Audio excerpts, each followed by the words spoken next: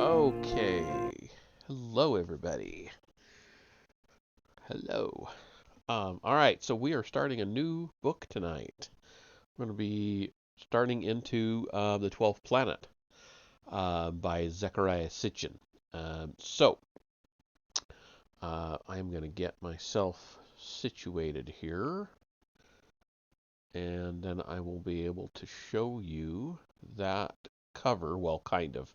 My camera view is in the way, but you'll see most of it. So here is the cover.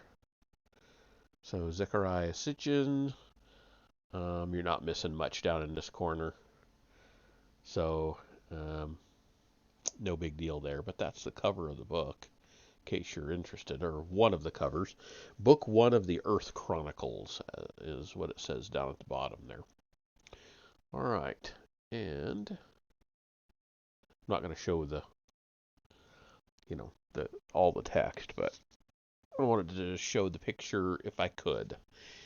And there are other pictures in the book, so now now that I've got it set up, I can show you the picture on screen, kinda. All right, so here we go. Jumping into it. The 12th Planet. So it starts with a short intro called Genesis, and then we'll read at least the first chapter. We'll see how we feel at the end of that. So, Genesis. The prime source for the biblical verses quoted in the 12th Planet is the Old Testament in its original Hebrew text. It must be borne in mind that all the translations consulted, of which the principal ones are listed at the end of the book, are just that, translations or interpretations. In the final analysis, what counts is what the original Hebrew says. In the final version quoted in The 12th Planet, I have compared the available translations against each other and against the Hebrew source and the parallel Sumerian and Akkadian texts/tales to come up with what I believe is the most accurate rendering. The rendering of Sumerian, Assyrian, Babylonian, and Hittite texts has engaged a legion of scholars for more than a century.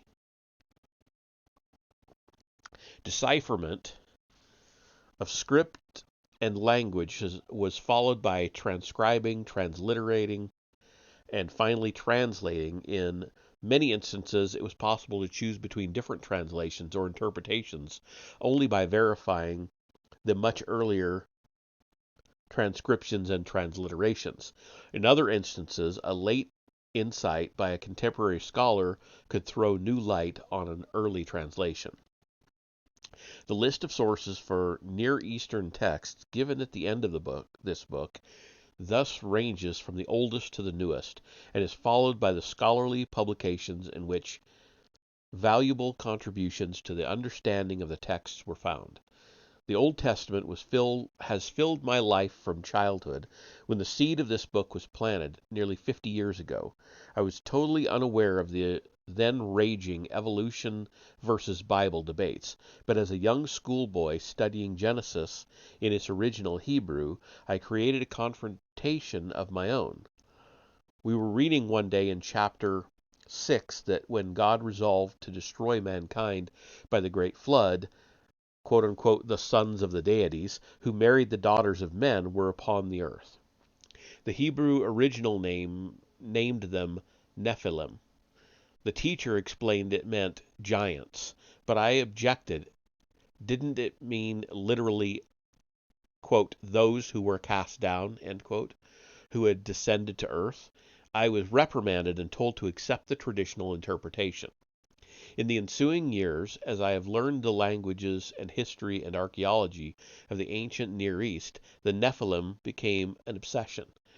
Archaeological finds and the deciphering of Sumerian, Babylonian, Assyrian, Hittite, Canaanite, and other ancient texts and epic tales increasingly confirmed the accuracy of the biblical references to the kingdoms, cities, rulers, places, temples, trade routes, artifacts, tools, and customs of antiquity. Is it not now time, therefore, to accept the words of these same ancient records regarding the Nephilim as visitors to earth from the heavens? The Old Testament repeatedly asserted, quote-unquote, the throne of Yahweh is in heaven. Another quote, from heaven did the Lord behold the earth, end quote. The New Testament spoke of, quote, our Father which art in heaven, end quote.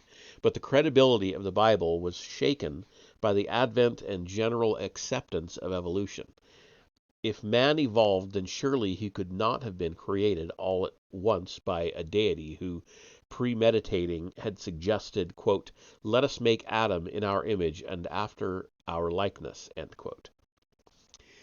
All the ancient peoples believed in gods who had descended to earth from the heavens and who could at will soar heavenwards. But these tales were never given credibility, having been branded by scholars from the very beginning as myths. The writings of the ancient Near East, which include a profusion of astronomical texts, clearly speak of a planet from which these astronauts, or gods, had come. However, when scholars 50 and 100 years ago deciphered and translated the ancient lists of celestial bodies, our astronomers were not yet aware of Pluto, which was only located in 1930. How then could they be expected to accept the evidence of yet one more member of our solar system? But now that we too, like the ancients, are aware of the planets beyond Saturn, why not accept that ancient evidence for the existence of the 12th planet? As we ourselves venture into space, a fresh look and an acceptance of the ancient scripture is more than timely. Now that astronauts have landed on the moon and unmanned spacecraft explore other planets, it is no longer impossible to believe that a civilization on another planet more advanced than ours was capable of landing its astronauts on the planet Earth some time in the past. Indeed, a number of popular writers have speculated that ancient artifacts such as the pyramids and giant stone sculptures must have been fashioned by advanced visitors from another planet, for surely primitive man could not have possessed by himself the required technology. How is it, for another example, that the civilization of Sumer seemed to flower so suddenly near 6,000 years ago without a precursor? I've heard some people pronounce it Sumer. I've also heard it Sumerians. Kind of makes sense. Whatever. I'll pronounce it however I pronounce it at the moment. Um, but since these writers usually fail to show when, how, and above all, from where such ancient astronauts did come, their intriguing questions remain unanswered speculations. Okay. It has taken 30 years of research, of going back to the ancient sources, of accepting them literally, to recreate in my own mind a continuous and plausible scenario of prehistoric events. Ooh, excuse me. The 12th planet, therefore, seeks to provide the reader with a narrative giving answers to the specific questions of when, how, why, and where from. The evidence I adduce consists primarily of the ancient texts and pictures themselves. In the 12th planet, I have sought to decipher a sophisticated cosmogony which explains, perhaps as well as modern scientific theories, how the solar system could have been formed, an invading planet caught into solar orbit, and Earth and other parts of the solar system brought into being.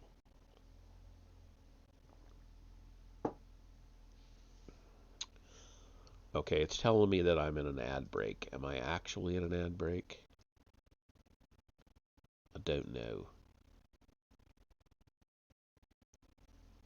I'm not seeing it on my screen. I have my phone up and running. Let's see. What's it showing? It is showing an ad. So, I will wait until the end of the ad. I know some of you aren't seeing the ad, so bear with me. It's like 20 more seconds.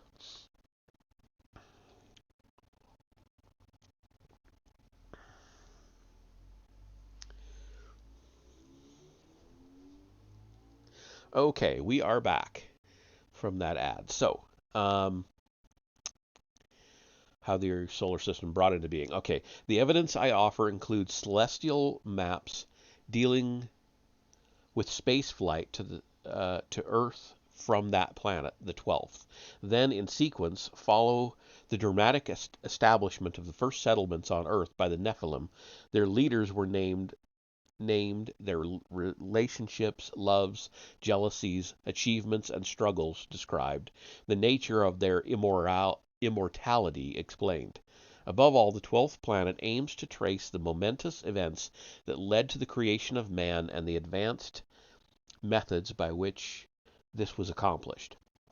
It then suggests the tangled relationship between man and his lords and throws fresh light on the meaning of the events in the Garden of Eden, of the Tower of Babel, of the Great Flood. Finally, man, endowed by his makers biologically and materially, ends up crowding his gods off the earth. This book suggests that we are not alone in our solar system, yet it may enhance rather than diminish the faith in a universal Almighty, for if the Nephilim created man on earth, they may have only been fulfilling a vaster master plan. That's Zecharia Sitchin's intro from February of 1977. So this is an old book. Sure that's going to show itself. All right. The Endless Beginning, Chapter 1, The Endless Beginning. Of the evidence that we have amassed to support our conclusions, Exhibit number one is man himself. In many ways, modern man, Homo sapiens, is a stranger to Earth. Ever since Charles Darwin shocked the scholars and theologians of his time with the evidence of evolution, life on Earth has been traced through man and the primates, mammals, and vertebrates, and backward through ever lower life forms to the point billions of years ago at which life is presumed to have begun.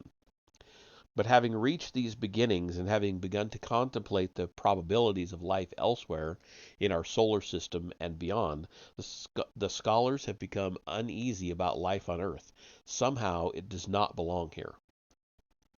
If it began through a series of spontaneous chemical reactions, one, why does life on Earth have but a single source and not a multitude of chance sources?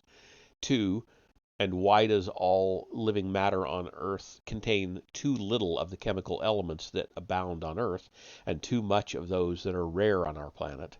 And three, was life then imported to Earth from elsewhere? Man's position in the evolutionary chain has compounded the puzzle. Excuse me. Finding a broken skull here, a jaw there, scholars at first believed that man originated in Asia some 500,000 years ago, but as older fossils were found, it became evident that the mills of evolution grind much, much slower. Man's ancestor apes are now placed at a staggering 25 million years ago. Discoveries in East Africa reveal a transition to man-like apes, hominids, some 14 million years ago. It was about 11 million years ago, 11 million years later, that the first ape man worthy of the classification Homo appeared there. The first being considered to be truly man-like, advanced Australopithecus, existed in the same parts of Africa some 2 million years ago. It took yet another million years to produce Homo erectus. Finally, after another 900,000 years, the first primitive man appeared. He is named Neanderthal, after the site where his remains were first found, which was in Germany, by the way. Neanderthal Valley. I know there's a TH, the H is silent.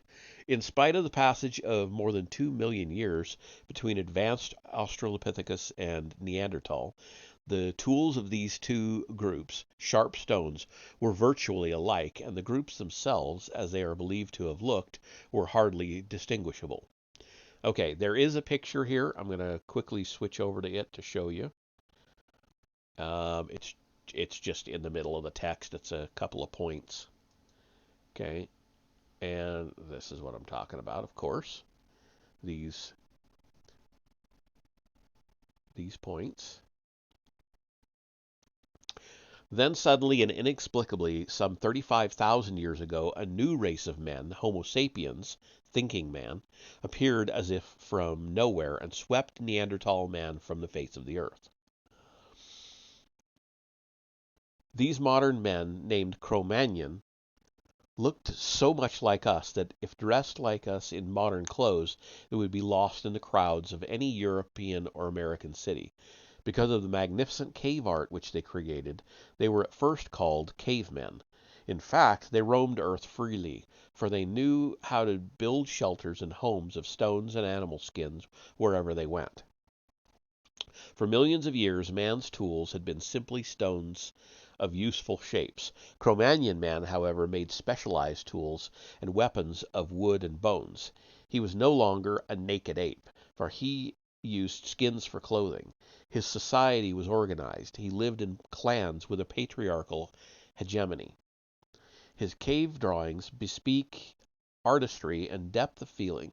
His drawings and sculptures evidence some form of religion, apparent in the worship of a mother goddess who was sometimes depicted with the sign of the crescent moon. He buried his dead and must therefore have had some philosophies regarding life, death, and perhaps even an afterlife. As mysterious and unexplained as the appearance of Cro-Magnon man has been, the puzzle is still more complicated. For as other remains of modern man were discovered at sites including Swanscombe, Steinheim and Montmaria, it became apparent that Cro-Magnon man stemmed from an even earlier Homo sapiens who lived in Western Asia and North Africa some 250,000 years before Cro-Magnon man.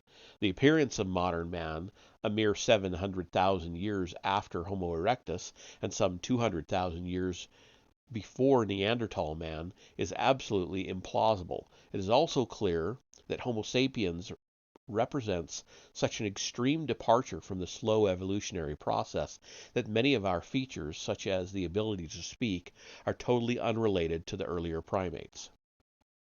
An outstanding authority on the subject, Professor Theodosius Dobzhansky, Mankind Evolving, I'm assuming that's the name of his book. I don't recognize the name, but if he was an archaeologist or a paleontologist, I'm not as well versed in their literature. Um, anyway, Professor Theodosius was especially puzzled by the fact that this development took place during a period when Earth was going through an ice age, a most unpropitious time for evolutionary advance.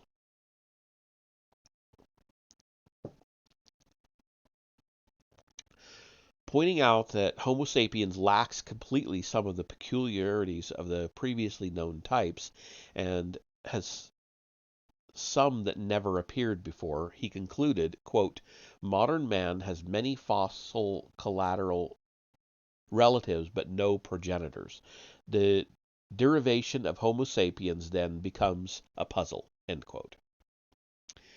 How then did the ancestors of modern man appear some 300,000 years ago instead of 2 million or 3 million years in the future, following future evolutionary development? Were we imported to Earth from elsewhere, or were we, as the Old Testament and other ancient sources claim, created by the gods? We now know where civilization began and how it developed once it began. The unanswered question is, why? Why did civilization come about at all? For as most scholars now admit in frustration, by all data, man should still be without civilization. There is no obvious reason that we should be any more civilized than the primitive tribes of the Amazon jungles or the inaccessible parts of New Guinea. But we are told these tribesmen still live as if in the Stone Age because they have been isolated. But isolated from what? If they have been living on the same earth as we, why have they not acquired the same knowledge of sciences and technologies on their own as we supposedly have? The real puzzle, however, is not the backwardness of the Bushmen, but our advancement, for it is now recognized that in the normal course of evolution, man should still be typified by the Bushmen and not by us. It took man some 2 million years to advance in his tool industry from the use of stones as he found them to the realization that he could chip and shape stones to better suit his purposes.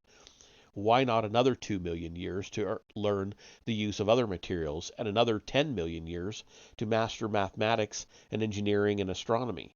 Yet here we are, less than 50,000 years from Neanderthal man, landing astronauts on the moon. The obvious question, then, is this. Did we and our Mediterranean ancestors really acquire this advanced civilization on our own? Though Cro-Magnon man did not build skyscrapers nor use metals, there is no doubt that his was a sudden and revolutionary civilization. His mobility, ability to build shelters, his desire to clothe himself, his manufactured tools, his art, all were a sudden high civilization breaking an endless beginning of man's culture that stretched over millions of years and advanced at a painfully slow pace. Though our scholars cannot explain the appearance of Homo sapiens and the civilization of Cro-Magnon man, there is by now no doubt regarding the civilization's place of origin, the Near East.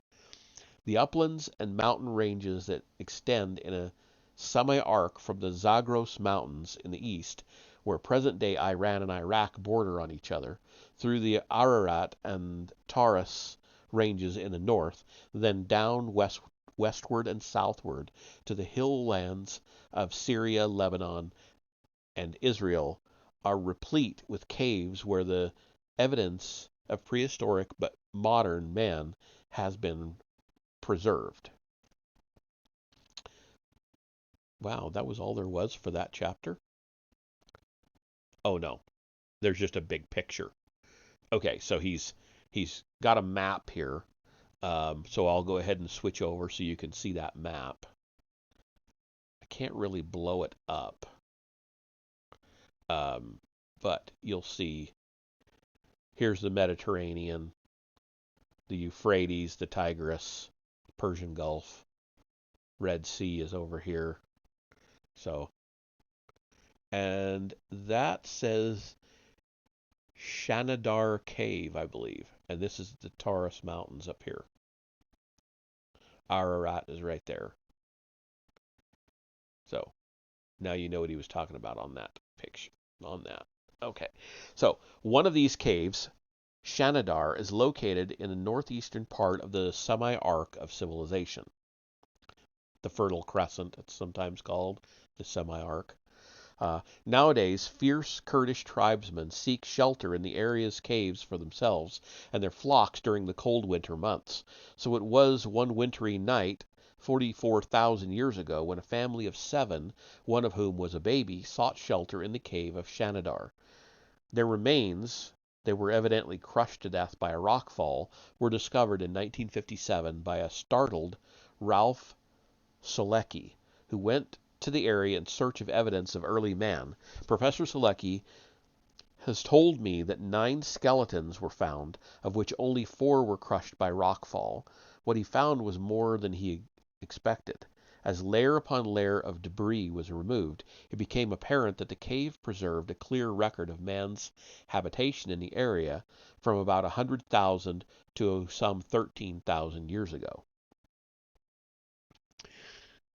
What this record showed was as surprising as the find itself. Man's culture has shown not a progression, but a regression. Starting from a certain standard, the following generations showed not more advanced, but less advanced standards of civilized life. And from about 27,000 BC to 11,000 BC, the regressing and dwindling population reached the point of an almost complete absence of habitation. For reasons that are assumed to have been climatic, not climactic, climatic, man was almost completely gone from the whole area for some 16,000 years. And then, circa 11,000 BC, thinking man reappeared with new vigor and on an inexplicably higher cultural level.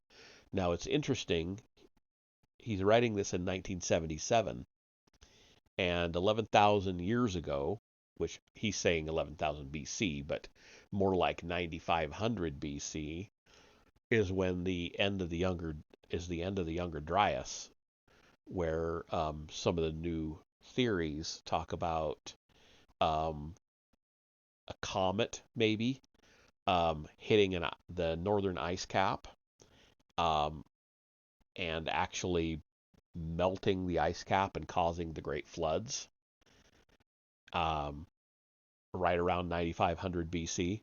That's also about the same time that Göbekli Tepe, which he would not have known about because it wasn't discovered for 20 years after he wrote this. It was deliberately buried by somebody around about 9,500 years BC. So kind of all right there in the same ballpark. He's hitting on stuff that there are new theories about now, which is pretty cool, I think. And also, I've never heard of this 1957 discovery, which is interesting. Wonder why it wasn't taught. Or maybe I just didn't take enough archaeology classes to learn about it. Anyway, or paleontology classes, either one. It was as if an unseen coach watching the faltering human game dispatched to the field a fresh and better trained team to take over from the exhausted one. Throughout the many millions of years of his endless beginning, man was nature's child. He subsisted by gathering the foods that grew wild, by hunting the wild animals, by catching wild birds and fishes. But just as man's settlements were thinning out, just as he was abandoning his abodes, when his material and artistic achievements were disappearing, just then, suddenly, with no apparent reason, and without any prior known period of gradual preparation, man became a farmer, which is very interesting. It does, supposedly, so we're told, appear very abruptly. Summarizing the work of many eminent authorities on the subject, R.J. Braidwood and B. Howe, Prehistoric Investigations in Iraqi Kurdistan, again, I'm assuming that's the title of a book, concluded that genetic studies confirm the archaeological finds and leave no doubt that agriculture began exactly where thinking man had emerged earlier with his first crude civilization, in the Near East. There is no doubt by now that agriculture spread all over the world from the Near Eastern arc of mountains and highlands. Employing sophisticated methods of radiocarbon dating and plant genetics, many scholars from various fields of science concur in the conclusion that man's first farming venture was the cultivation of wheat and barley, probably through the domestication of a wild variety of emmer. I assume that's how you pronounce it, Emmer. Assuming that somehow man did undergo a gradual process of teaching himself how to domesticate, grow, and farm a wild plant, the scholars remain baffled by the profusion of other plants and cereals basic to human survival, an advancement that kept coming out of the Near East. This included in rapid succession millet, rye, and spelt among the edible cereals, flax, which provided fibers and edible oil, and a variety of fruit-bearing shrubs and trees. In every instance, the plant was undoubtedly domesticated in the Near East for millennia before it reached Europe. It was as though the Near East were some kind of genetic botanical laboratory guided by an unseen hand, producing every so often a new domesticated plant. The scholars who have studied the origins of the grapevine have concluded that its cultivation began in the mountains around northern Mesopotamia and in Syria and Palestine. No wonder the Old Testament tells us that Noah planted a vineyard and even got drunk on its wine after his ark rested on Mount Ararat as the waters of the deluge receded. The Bible, like the scholars, thus places the start of vine cultivation in the mountains of northern Mesopotamia. Apples, pears, olives, figs, almonds, pistachios, walnuts, all originated in the Near East and spread from there to Europe and other parts of the world. Indeed, we cannot help recalling that the Old Testament preceded our scholars by several millennia in identifying the very same area as the world's first orchard. Quote, "And the Lord planted an orchard in Eden in the east, and the Lord God caused to grow out of the ground every tree that is pleasant to behold and that is good for eating." End quote. The general location of Eden was certainly known to the biblical generations. It was in the east of the land of Israel. It was in a land watered by four major rivers, two of which are the Tigris and the Euphrates. There can be no doubt that the book of Genesis located the first orchard in the highlands where these rivers originated, in northeastern Mesopotamia. Bible and science are in full agreement.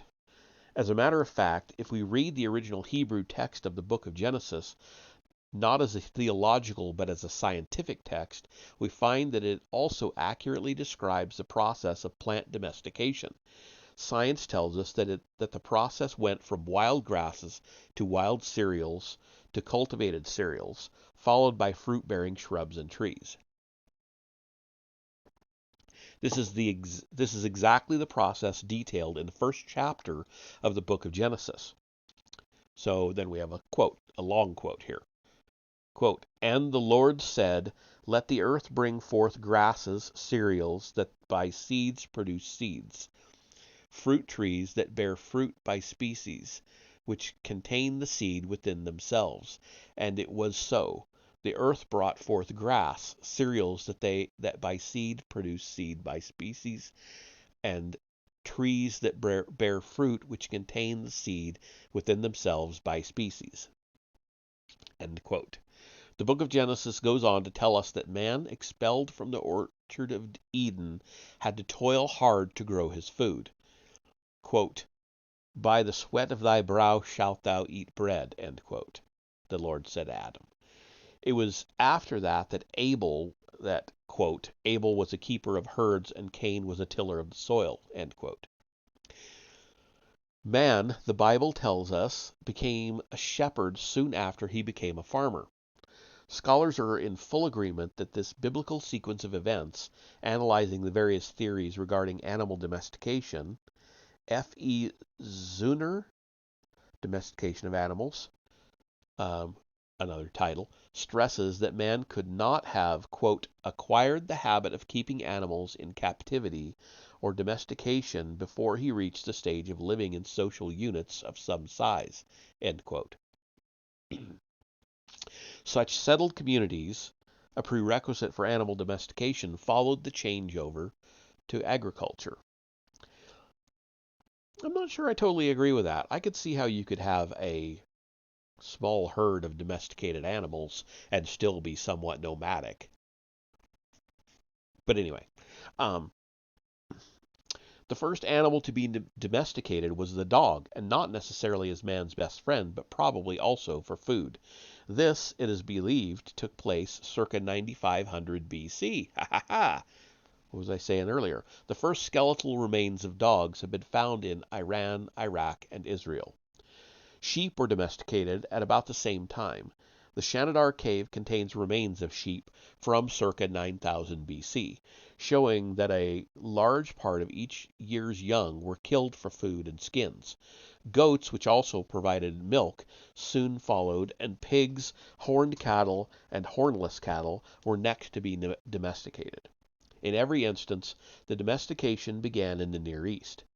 The abrupt change in the course of human events that occurred circa 11,000 BC in the Near East and some 2,000 years later in Europe has led scholars to describe that time as the clear end of the Old Stone Age, the Paleolithic, and the beginning of a new cultural era, the Middle Stone Age, Mesolithic. The name is inappropriate only if one considers, no, sorry, I said inappropriate. The name is appropriate only if one considers man's principal raw material, which continued to be stone. His dwellings in the mountainous areas were still built of stone. His communities were protected by stone walls. His first agricultural implement, the sickle, was made of stone. He honored or protected his dead by covering and adorning their graves with stones, and he used stone to make images of the supreme beings or gods whose benign intervention he sought. One such image, found in northern Israel and dated to the 9th millennium BC, shows the carved head of a god shielded by a striped helmet and wearing some kind of goggles. And he has goggles and God in quotation marks there. From an overall point of view, however, it would be more appropriate to call the age that began circa 11,000 BC not the Middle Stone Age, but the Age of Domestication. Within the span of a mere 3,600 years, overnight in terms of the endless beginning, man became a farmer and wild plants and animals were domesticated. Then a new age clearly followed. Our scholars call it the New Stone Age, Neolithic, but the term is totally inadequate, for the main change that had taken place circa 7500 BC was the appearance of pottery. Okay, and we have another picture here.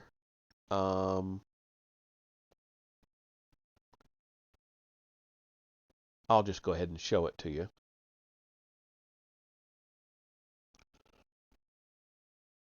There we go. So here we go. I don't see. Maybe he'll talk about it. He does mention a statuette there, so here we go. For reasons that still elude our scholars, but which will become clear as we unfold our tale of prehistoric events, man's march towards civilization was confined, for the first several millennia after 11,000 BC, to the highlands of the Near East. The discovery of the many uses to which clay could be put was contemporary with man's descent from his mountain abodes toward the lower mud-filled valleys. By the 7th millennia BC, the Near Eastern arc of civilization was teeming with clay or pottery cultures, which produced great numbers of utensils, ornaments, and statuettes. By 5000 BC, the Near East was producing clay and pottery objects of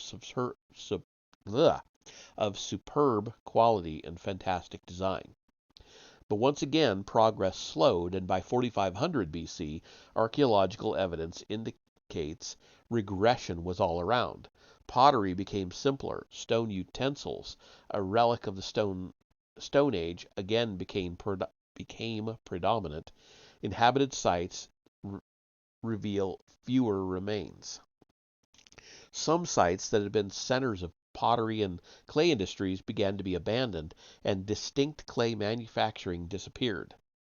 Quote, there was a general impoverishment of culture, end quote, according to James Malart from Earliest Civilization of the Near East. Some sites clearly bear the marks of the quote, the new poverty-stricken phase, end quote. Man and his culture were clearly on the decline. Then, suddenly, unexpectedly, inexplicably, the Near East witnessed the blossoming of the greatest civilization imaginable, a civilization in which our own is firmly rooted. A mysterious hand once more picked man out of his decline and raised him to an even higher level of culture, knowledge, and civilization.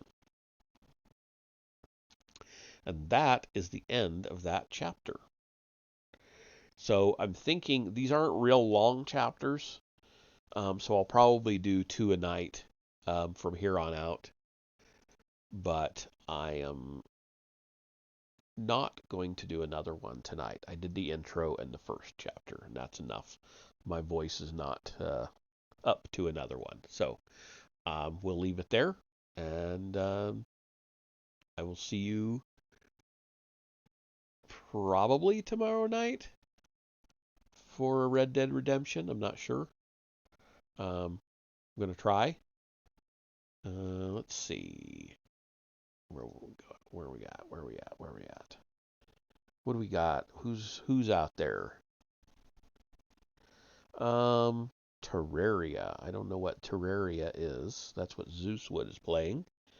Count BB's playing Fallout New Vegas. Hot Dog Raw Dog. Wolf and Narwhal. Valheim.